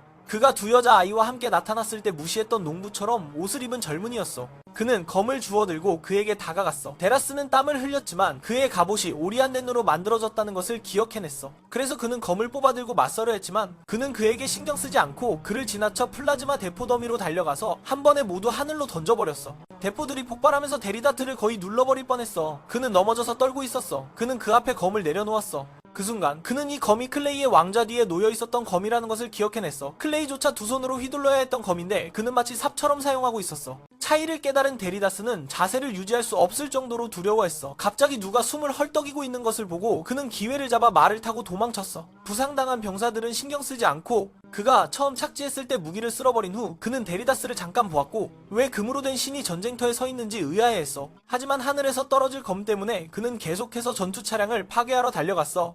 다시 돌아왔을 때 그는 데리다스가 여전히 그 자리에 서서 검을 뽑고 있는 것을 보았어. 그래서 그는 그가 자신이 누구인지 아는지 확인하기 위해 가까이 다가가기로 했어. 그런데 그는 큰 대포를 파괴해야 한다는 것을 기억하고 다시 달려갔어. 돌아왔을 때 데리다스는 땅에 누워 떨고 있었어. 그는 그가 왜 자신을 처치하지 않는지 물어보며 두려움을 덜고 싶어 했어. 그는 검을 내려놓고 진정하려고 했어. 그리고 부드러운 미소를 지으려 했지만 데라트의 눈에는 그가 마치 그의 영혼을 빼앗으려는 악마처럼 보였어. 그래서 그는 말을 타고 도망쳤어. 눈은 너무 많은 힘을 썼기 때문에 나중에 지쳐버렸어. 하지만 그가 쓰러지기 전에 마온과 단도가 공격을 준비하고 있는 병사들을 처리했어. 잠시 후 루브스가 와서 혼자서 군대를 무너뜨린 그의 모습을 보고 놀랐어. 시크도 진심으로 감사의 말을 전하며 루버트와 함께 남은 생존자들을 처리했어. 센은 시크에게 아무도 처치하지 말라고 당부했지만 켄은 그렇게 하지 않으면 데리다스 때문에 수도가 이미 무너졌을 것이라고 말했어. 센은 여전히 잡아두는 것이 더 유리할 것이라고 비꼬았지만 켄의 표정이 너무 긴장해 보였기 때문에 더 이상 말하지 않았어. 켄은 즉시 마법사 팀에게 생존 병사들을 모으고 치료팀을 보내서 정보를 캐내라고 지시했어. 지안과 민이 전투 중일 때 그는 사실 이들이 자신을 가르쳤던 선생님들이라는 것을 깨달았어. 몇 분 후 린이 달려와서 수리와 만화를 회복해 주었지만 그는 너무 지쳤기 때문에 쉬라고 재촉했어. 그는 여전히 안심시키며 평범하게 일어섰어. 시트는 그들이 데리다스의 계획을 알아냈다고 알렸어. 사실 방금 전 공격은 마지막 일격이었어. 괴물들이 모두 처치되었기 때문에 켄은 모두 돌아가서 쉬라고 했어. 어차피 데리다스는 도망쳤고 그가 하늘을 날지 않는 한 따라잡을 수 없었어. 하늘을 날라는 말을 듣자 누는 마롱을 떠올리고 그를 찾아가기로 했어. 선생님은 마롱의 상처를 치료하고 있었어. 켄은 이 위에 앉는 것이 괜찮을지 걱정했어. 누는 자신이 모르겠다고 말했어. 왜냐하면 그것을 명령할 수 있는 것은 롤로뿐이었고 그 아이는 솔직히 아무것도 할 수 없다고 말했거든. 그를 돌보며 정보를 캐내려 했다. 지안과 민이 싸우고 있을 때 그는 사실 이들이 예전에 자신을 가르쳤던 스승들이라는 것을 깨달았다. 몇 분 후 린이 그에게 만화를 회복해주러 달려갔지만 그는 이미 너무 지쳐서 쉬라고 재촉했다. 그는 여전히 웃으며 안심시키고 평범하게 일어섰다. 시트는 그들이 데리다스의 계획을 알아냈다고 발표했다.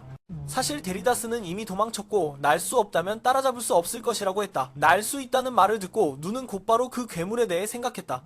예전에 그를 가르쳤던 것처럼. 몇 분 후 리는 쌍둥이에게 달려가 만화를 회복해 주었지만 그는 이미 지쳐서 쉬라고 재촉했다. 그는 여전히 안심시키며 정상적으로 일어섰다. 시트는 그들이 데리다스의 계획을 알아냈다고 발표했다. 알고 보니 괴물들은 모두 처치되었고 켄은 모두에게 쉬라고 말했다. 어차피 데리다스는 도망쳤고 날지 않는 한 쫓아갈 수 없었다. 날다는 소리를 듣자 누는 마룡을 떠올리고 그곳으로 모두를 이끌었다.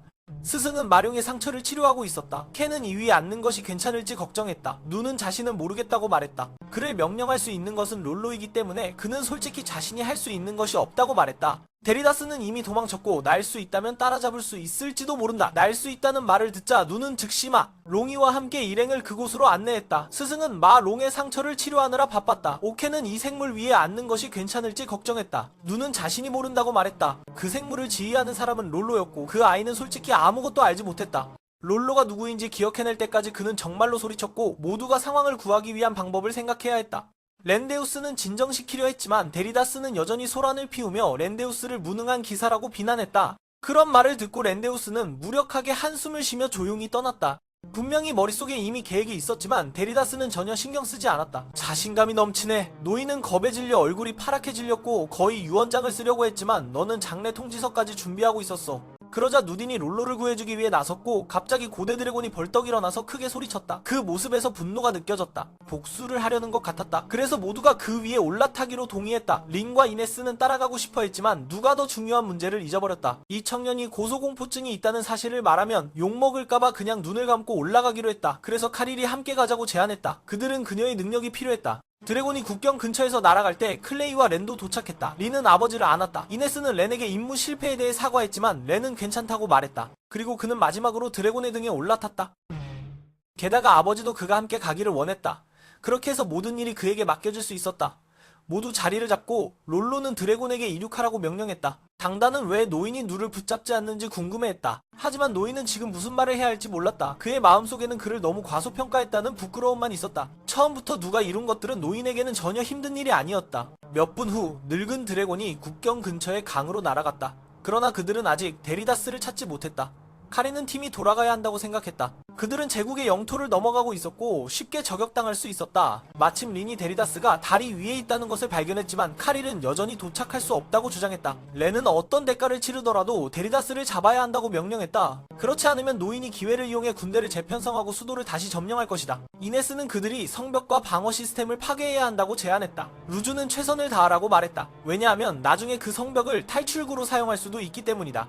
드래곤은 즉시 제국의 영토로 날아가 데리다스를 추격했다. 리는 전투를 준비하며 손을 꽉 쥐었다. 그녀는 제국 호시의 가장 강력한 사람들로 가득한 주위를 바라보았다. 그리고 누가 조용히 앉아있는 것을 보았다. 여왕은 그가 정신을 집중하고 있다고 생각했지만 사실 그는 드래곤이 이륙한 순간부터 기절해 있었다. 신성화의 해악을 경험하지 못한 채로. 몇 분 후 데리다스는 궁전으로 돌아와서 모든 잘못을 고위 자문들에게 돌리며 무능한 하인들을 질책했다. 그는 고대 드래곤이 자신에게 날아오는 것을 보았다.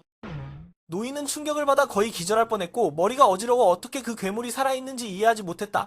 슬렌이 누구인지 기억할 때까지 그는 정말로 소리쳤고 모두가 상황을 구하기 위한 방법을 생각해야 했다. 렌데우스가 진정시키려 했지만 데리다스는 여전히 소란을 피우며 렌데우스를 무능한 기사라고 욕했다. 듣고 있던 렌데우스는 무력하게 한숨을 쉬며 조용히 떠났다. 그는 이미 자신의 계획을 가지고 있었지만 데리다스는 신경 쓰지 않았다. 그는 남은 세 하인에게 코라노스 포를 준비하라고 명령했다. 제국의 궁극적인 무기였다. 모두 즉시 반대했지만 데리다스는 상관하지 않았다. 이기기만 하면 모든 것을 사용할 수 있었다. 수석 엔지니어가 다시 경고했지만 데리다스는 그를 벽으로 차버리고 나머지 두 사람에게 마력 추적 기능을 사용하여 모든 에너지를 포에 집중하라고 명령했다. 곧 도시 전체가 코라노스 기계에 에너지를 공급하기 위해 모든 주소를 흡수했다. 잠시 후 엔지니어가 준비가 완료되었다고 보고했다. 데리다스는 즉시 발사 명령을 내렸다. 거대한 빛이 하늘을 가르며 고대 드래곤에게 날아갔지만 드래곤은 손을 휘둘러 그것을 되돌려보냈다. 마치 배드민턴을 치는 것처럼 포가 되돌아오는 것을 보았다. 그는 정신을 집중하고 있었고 그의 할아버지가 드래곤이 이륙한 순간부터 기절했다는 것을 전혀 몰랐다. 신성화의 해악을 잘 모르고 있었다. 몇 분 후 데리다스는 궁전으로 돌아와 모든 잘못을 고문들에게 떠넘기며 쓸모없는 하인들을 욕했다. 위를 바라보자 그는 고대의 마룡이 자신에게 날아오는 것을 보았다. 그는 충격을 받아 거의 기절할 뻔했고 그 괴물이 어떻게 살아있을 수 있는지 이해하지 못했다. 슬렌이 누구인지 기억해내자 그는 정말로 소리쳤고 모두에게 상황을 수습할 방법을 생각하라고 명령했다. 랜데우스는 진정시키려 했지만 데리다스는 여전히 소리치며 랜데우스를 쓸모없는 기사라고 욕했다. 그 말을 듣고 랜데우스는 무력하게 한숨을 쉬며 조용히 떠났다. 그는 이미 자신의 계획이 있었지만 데리다스는 전혀 신경 쓰지 않았다. 그는 남은 세 하인에게 코라노스, 제국의 궁극적인 무기를 준비하라고 명령했다. 모두 즉시 반대했지만 데리다스는 상관하지 않았다. 이기기만 하면 모든 것을 쓸 수 있었다. 수석 엔지니어는 다시 경고하려 했지만 데리다스는 그를 벽으로 밀쳐내고 나머지 두 사람에게 마력 추적 기능을 사용해 모든 에너지를 포탄에 집중하라고 명령했다. 그 직후 도시 전체가 코라노스 기계에 에너지를 공급하기 위해 주소를 흡수당했다. 잠시 후 엔지니어가 준비가 되었다고 보고했다. 데리다스는 즉시 발사했다. 거대한 빛이 하늘을 가르며 고대의 드래곤을 향해 날아갔다. 그는 남은 3명의 부하에게 코라노스, 제국의 궁극적인 무기를 준비하라고 명령했다. 모두 즉시 반대했지만 데리다스는 상관하지 않았다. 승리하기만 하면 모든 것을 다 쓸 수 있다고 했다. 수석 엔지니어는 다시 경고했지만 데리다스는 그를 벽으로 차버리고 나머지 두 사람에게 마력 추적 기능을 사용하여 모든 에너지를 대포에 집중하라고 명령했다. 그 직후 도시 전체가 코라노스 기계에 에너지를 공급하기 위해 모든 주소를 빨아들였다. 잠시 후 엔지니어가 준비가 완료되었다고 보고했다. 데리다스는 즉시 발사했다. 거대한 빛이 하늘을 가르며 긴 목의 용을 향해 날아갔다. 랜데우스가 무력하게 한숨을 쉬며 조용히 떠났다. 분명히 그의 머릿속에는 이미 별도의 계획이 있었지만 데리다스는 전혀 신경 쓰지 않았다. 그는 나머지 3명의 부하에게 코라노스 포를 준비하라고 명령했다. 제국의 궁극적인 무기. 모두가 즉시 반대했지만 데리다스는 상관하지 않았다. 이기기만 하면 모든 것을 쓸 수 있었다. 수석 엔지니어는 다시 한번 경고하려 했지만 반대하지만 너무 불안정해서 그러나 데리다스는 신경 쓰지 않고 이기기만 하면 다 할 수 있다고 생각했다. 수석 엔지니어가 경고하려 했다. 데리다스는 그를 벽에 차버리고 나머지 두 사람에게 마력 추적 기능을 사용하여 모든 에너지를 포에 집중하라고 했다. 그 직후 도시 전체가 코라노스 기계에 에너지를 공급하기 위해 주소가 흡입되었다. 잠시 후 엔지니어가 준비가 완료되었다고 보고했다. 데리다스는 즉시 발사했다. 거대한 빛이 하늘을 가르며 긴 용에게 날아갔다. 포병을 위한 에너지를 공급하기 위해. 그 직후 도시 전체가 코라노스 기계에 에너지를 공급하기 위해 주소가 모두 빨려 나갔다. 기다려라. 여기서 그 엔지니어가 준비가 되었다고 보고했다. 데리다스는 즉시 발사했으며 거대한 빛이 하늘을 가르며 용의 목으로 돌진했다. 하지만 손을 휘둘러서 그것을 다시 튕겨낼 뿐이다. 마치 배드민턴을 하다가 불꽃놀이가 뒤로 돌아오는 것처럼 데리다스는 경직된 발로 끊임없이 부하들에게 왜라는 질문을 1000번도 넘게 했다. 부하들은 그가 제안한 마력 탐지 구성을 반복했다. 총알은 가장 큰 만화의 원천을 추적할 것이며 이는 도시의 만화 저장소 쪽으로 향한다. 그 말을 듣고 그는 다시 비난으로 돌아섰지만 세 사람은 더 이상 참을 수 없어 일제히 옷을 벗고 스스로를 해방시켰다. 데리다스를 남겨두고 무력하게 제국이 눈앞에서 폭발할 것처럼 보였다. 눈은 마룡의 등에 뛰어내려 포탄을 막으려다. 데리다스의 첨단성으로 곧장 튕겨져 들어갔다. 랜데우스와 기사단은 제국의 체면을 지키기 위해 그의 목을 베려고 했다. 그러자 누가 벽을 부수고 들어와 그들에게 진정하라고 말했다. 랜데우스는 듣지 않고 팀 전체가 그를 베려고 달려들었다.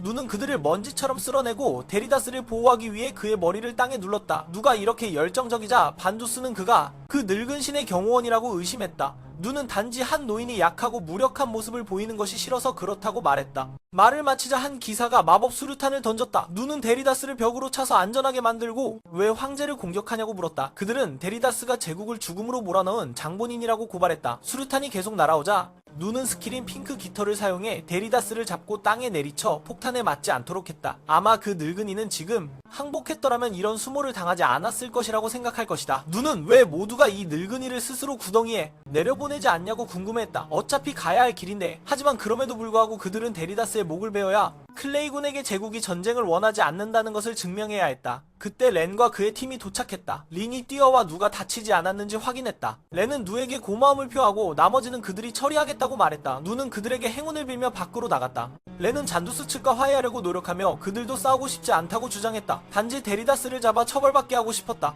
데리다스는 이제 간청하는 목소리로 렌, 제 늙은 목숨을 살려주세요 라고 말했다. 렌은 동의했지만 조건은 그 늙은이가 자신이 저지른 무고한 사람들의 모든 고통을 겪어야 한다는 것이었다. 노인부터 어린이까지 부상당하고 불에 타 죽거나 잔해 속에 갇혀 죽는 것 또는 마물에게 찢겨 죽는 것까지, 즉 다리나 내장이 부서져도 치료사들이 그의 생명을 지켜줄 것이라고 했다. 만약 그가 죽더라도 다시 살려서 고문할 것이라고 덧붙였다. 요약하자면 죽는 것보다 더한 삶의 경험이었다. 데리다스는 그 말을 듣고 바지를 적셨다. 하지만 그가 저지른 일에 비하면 렌에 대우는 매우 관대했다. 린도 밖으로 나가 누의 상처를 치료해 주었다. 그는 그녀에게 고마움을 표한 후 자신이 파괴한 자네를 둘러보며 이렇게 큰 소동을 일으킬 생각은 없었다고 약간 미안해했다. 그때 렌이 모두를 다시 모아 소식을 전했다. 전쟁이 공식적으로 끝났다고. 데리다스는 감옥에 갇히게 될 것이고 그의 후계자는 10세의 손자이며 기사단이 미래의 황제를 보좌할 것이라고 했다.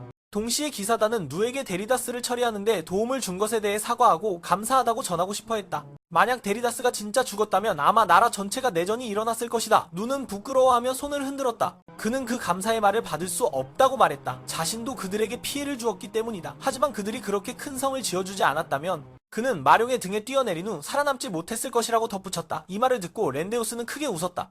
그는 누처럼 강하지만 무지한 사람을 본 적이 없다고 인정했다. 그럼에도 불구하고 그들은 여전히 합의했다. 렌데우스가 크게 웃었다. 그는 지금까지 이렇게 무지한 힘을 가진 사람을 본 적이 없다고 인정해야 했다. 하지만 그럼에도 불구하고 그들은 여전히 합의했다. 서로의 약속을 지키기로 누가 부르면 반드시 나타나기로 했다. 그때 롤로가 나타나서 드래곤 유령이 지루해하기 시작했다고 전했다. 모두 그 아이의 뜻에 따라 친구들에게 인사를 하고 재빨리 떠났다. 이번에 누가 큰 공을 세웠기 때문에 클리 왕의 보상을 거부할 수는 없었다. 누는 롤로를 생각하며 그 친구가 그 보상을 받을 자격이 없다는 것이 안타까웠다. 그는 롤로가 수도에 남아 다른 사람들과 평범하게 살 수 있도록 해주고 싶었다. 클레이는 롤로가 미드라와 문제를 일으킬 수 있는 마족이기 때문에 약간 망설였다. 하지만 누가 다른 것을 받지 않겠다고 하자 대신 돈으로 사람들을 돕겠다고 했다. 클레이는 웃으며 동의했다. 그날 밤 롤로는 꿈을 꿨다. 그곳에서 그는 맛있는 음식을 먹고 모두에게 존중받으며 더 이상 매를 맞지 않았다. 깨어나자 그는 이네스와 저녁을 먹으러 내려갔다. 다른 주민들은 조금 주저했다. 롤로는 미드라와 문제를 일으킬 수 있는 마족이었다. 그러나 누가 다른 것을 받기를 원하지 않자 대신 돈을 사용하여 사람들을 돕기로 했다. 클레이는 웃으며 동의했다. 그날 밤 롤로는 꿈을 꾸었다. 그곳에서 그는 맛있는 음식을 먹고 모두에게 존중받으며 더 이상 매를 맞지 않았다.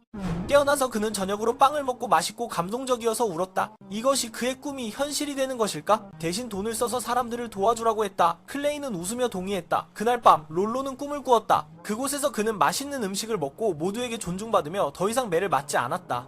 깨어나서 그는 저녁으로 기당역 빵을 먹고 맛있고 감동적이어서 울었다. 이것이 그의 꿈이 현실이 되는 것일까? 그녀는 이제 그가 자신과 함께 살 것이라고 말했지만 롤로는 가만히 앉아 음식을 건드리지 않았다. 이네스가 언급하자 그는 빵 한 조각을 물어보며 맛있고 감동적이어서 울음을 터뜨렸다. 이것이 그의 꿈이 현실이 되는 것일까? 빵을 먹고 맛있고 감동적이어서 울었다. 이것이 그의 꿈이 현실이 되는 것으로 간주될 수 있을까? 다음날 아침 난민들이 돌아오기 시작했다. 누도 상황을 보러 나갔고 공격 후에도 회관이 그대로인 것을 보았다. 그는 간판을 주워들고 회장에게 모험가로 활동하게 해달라고 거절당했던 초창기를 떠올렸다. 그때 그는 스승인 시치의 검술 수업에 들어갔다. 첫날 누의 손이 피로 물들자 시치는 그 아이가 10일 안에 포기할 것이라고 생각했다. 하지만 10일 후 누는 여전히 그곳에 서 있었고 다른 아이들보다 더 잘하고 있었다. 시치가 돌로 인내심을 시험할 때 반 전체가 얼굴이 파랗게 질렸고 누만이 가만히 서서 그것을 막았다. 어깨는 좁았지만 그는 여전히 검을 들고 훈련을 계속했다. 그때 시치는 이 아이가 평범한 사람이 아님을 깨달았다. 또 다른 기회에 시치는 누에게 고속기술을 가르치려고 했고 누가 그걸 따라잡지 못할 것이라고 생각했지만 그는 각 단계를 정확하게 설명했다. 그 순간부터 시치는 그의 잠재력이 무한하다는 것을 알았고 누를 살아있는 무기로 만들고 싶어 했다. 하지만 수업이 끝날 때까지 누는 방어기술만 숙달했다. 모험가로 등록하기에는 부족했기에 시치는 그에게 다른 수업을 시도해보라고 했다. 롱티는 너무 많은 기대를 걸었던 것에 아쉬워했다. 다음 수업, 누는 잔단의 수업을 듣고 있었고 잔단은 가장 잔인한 훈련소로 알려져 있었다. 잔단은 누의 마른 몸을 보고 의심했지만 몇 주 후 누는 가장 강한 학생들과 어깨를 나란히 하게 되었다. 한번 바위가 떨어졌을 때 누는 그대로 맞으려 했고 잔단은 그를 구하기 위해 뛰어들어야 했다. 그는 여전히 검을 들고 훈련을 계속했다. 시치는 그 아이가 평범한 사람과 다르다는 것을 깨달았다. 다른 한 번, 시치는 누에게 고속기술을 가르치려고 했고 누가 따라잡지 못할 것이라고 생각했지만 그는 각 단계를 정확히 설명했다. 그 순간부터 시치는 그의 잠재력이 무한하다는 것을 알았다. 시치는 누를 살아있는 무기로 만들고 싶었지만 과정이 끝날 때까지 누는 여전히 모든 방어기술을 숙련했다. 모험가로 등록하기에는 부족했기에 시치는 그에게 다른 과정을 시도해보라고 말했다. 롱티는 너무 많은 기대를 걸었기 때문에 아쉬워했다. 다음 과정에서 누상은 가장 잔인한 훈련학교로 알려진 당단의 수업을 듣고 있었다. 당단은 누의 마른 모습을 보고 의심했지만 몇 주 후 누는 가장 강한 학생들과 동등한 위치에 서 있었다. 한 번은 차기, 그의 능력은 무한하며 시크는 누를 살아있는 무기로 만들고 싶어 했지만 수업이 끝날 무렵 누는 여전히 모든 방어 기술을 숙련했다. 모험가로 등록하기에는 부족했기에 시크는 그에게 다른 수업을 시도하라고 했다. 롱티는 너무 많은 기대를 걸었다고 아쉬워했다. 다음 수업. 누는 당단의 수업을 듣고 있었고 가장 잔인한 훈련 학교로 알려져 있다. 당단은 누의 마른 모습을 보고 의심했지만 몇 주 후 누는 가장 강한 학생들과 어깨를 나란히 하게 되었다. 한 번은 그를 쉬게 하기도 했다. 다음은 민의 양궁 수업이었다. 이번에는 젊은이가 아무것도 하기 전에 선생님이 2번이나 맞추어버려서 그녀는 놀라서 그가 계속 배우도록 허락했다. 하지만 그녀는 일반적으로 활을 가르치는 대신 그가 지치도록 방패에 돌을 던지게 했다. 결국 누는 활을 요구했지만 새로운 문제가 발생했다. 그의 손님이 너무 강해서 활을 부러뜨려 버렸고 하나가 아니라 창고에 있는 모든 활을 부러뜨렸다. 그녀는 이를 악물고 자신의 가장 강하고 당기기 어려운 활을 주었고 이번에는 희망, 다음 수업. 누상은 잔단에 반해서 배우고 있으며 가장 잔인한 훈련 학교로 알려져 있다. 잔단은 누를 바라보았다. 마른 체격을 보고 의심했지만 몇 주 후 누는 가장 강한 학생들과 동등하게 서 있었다. 한 번은 그를 쉬게 했다. 박사는 누이 강철 같은 정신에 놀라며 그를 궁극의 무기로 만들고 싶어 했다. 하지만 결국 누는 추가 기술을 배우지 못했고 잔다는 그를 퇴학시키기로 했다.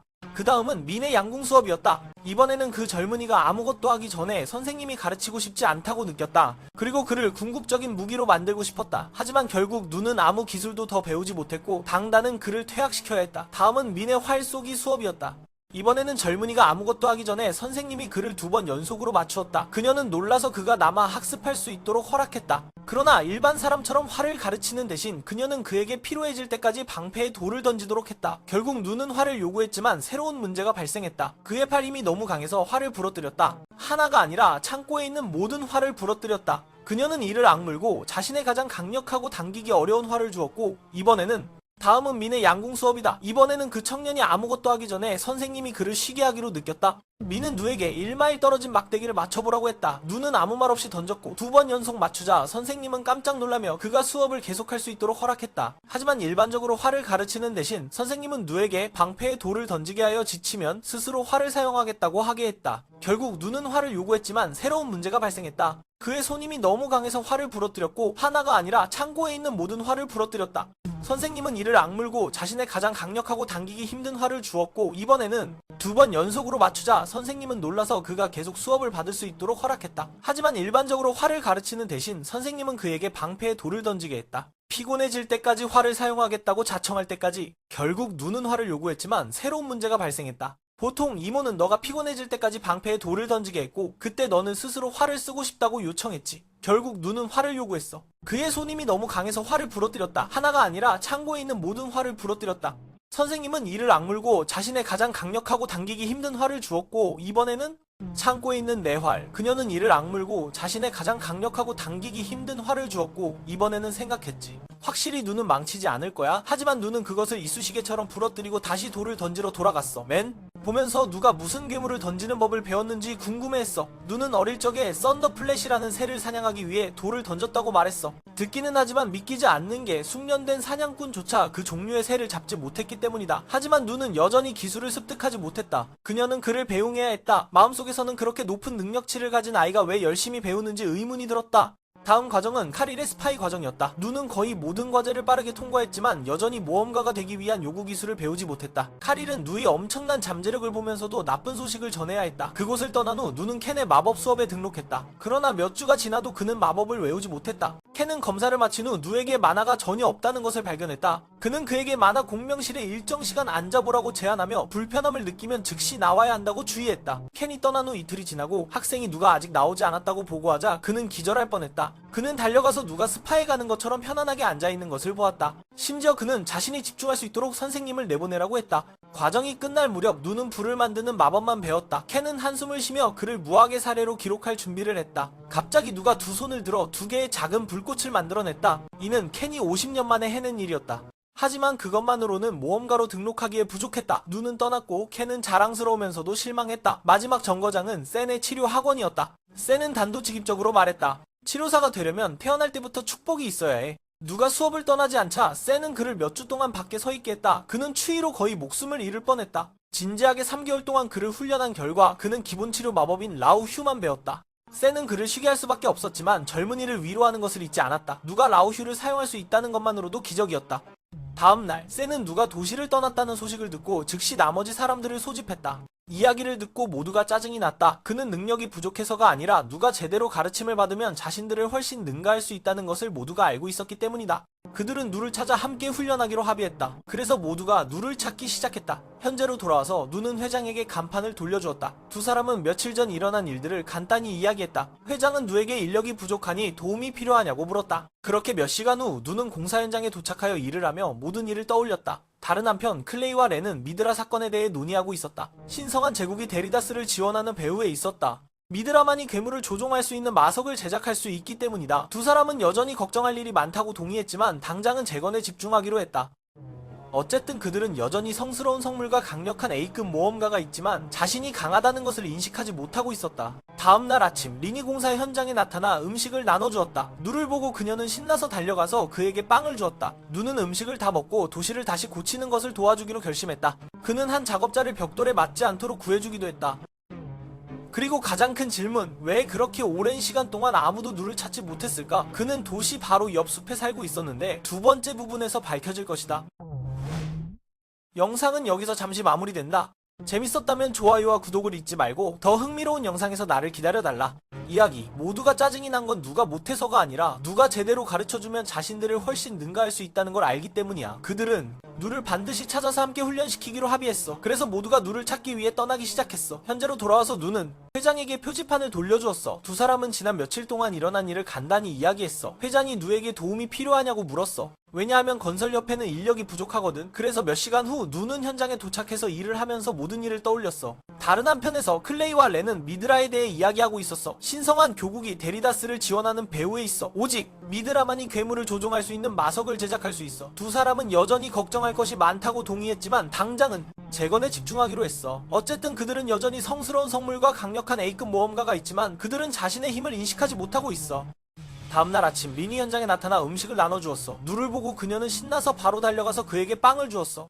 누는 먹고 나서 도시를 고치는데 계속 도와주기로 결정했어. 그는 한 노동자가 벽돌에 맞을 뻔한 것을 구해주기도 했어. 그리고 가장 큰 질문은 왜 그렇게 오랜 시간 동안 누를 아무도 찾지 못했는지. 그가 바로 성 바로 옆 숲에 살고 있었는데 말이야. 두 번째 부분에서 밝혀질 거야. 영상은 여기서 잠시 마무리되었어. 재미있었다면 좋아요를 눌러주고 구독해줘서 알림을 받고 더 흥미로운 영상에서 나를 기다려줘.